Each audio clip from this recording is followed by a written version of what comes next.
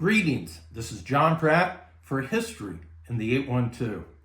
For many years I taught U.S. history at Greensburg High School, and I always did a thorough job of teaching the Holocaust, which included the Diary of Anne Frank. Besides the Bible, no other book has been read more than that.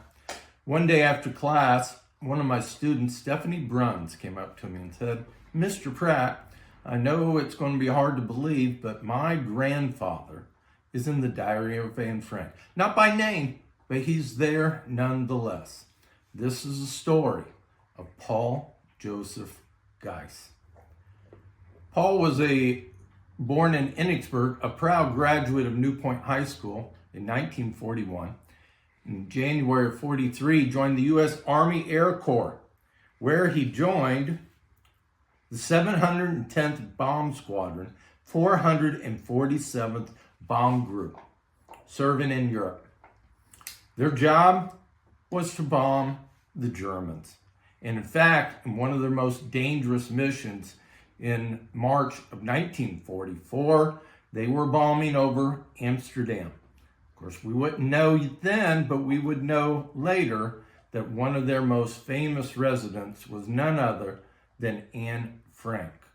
And that incident of Paul's plane going down and he coming out of a parachute is in the Diary of Anne Frank. This is Paul's own copy. Dear Kitty, Thursday, March 23rd, 1944. A plane crashed near here yesterday. The occupants were able to jump out in time by parachute. The machine crashed onto a school, but there were no children there at the time. The result was a small fire and 2 people killed. The Germans shot at the airmen terribly as they were coming down.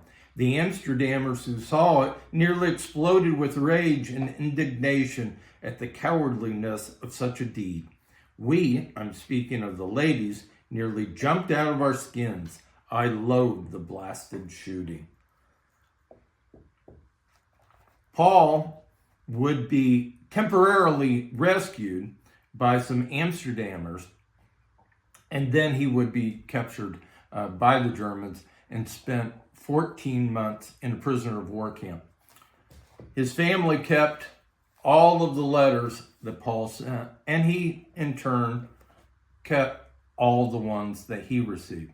And in fact, in 1997, that family who tried to help him in Amsterdam wrote to him, and they corresponded back and forth, verifying the story of Paul in the Diary of Anne Frank. By the way, special thanks to Paul's family for letting me borrow his artifacts, including his knapsack and his original jacket, all from World War II. After the war, Paul came back to the Ennigsburg area. He married Margaret Hodap. They had 2 wonderful children, Philip and Mary. He was a self-employed farmer, and he retired from the telephone company after 36 years. He died in 2001 at the age of 78. Today, we remember Paul Joseph Geis from Ennigsburg, Indiana, in the Diary of Anne Frank. For History in the 812, this is John Pratt, and remember, every day of your life is a page in your history.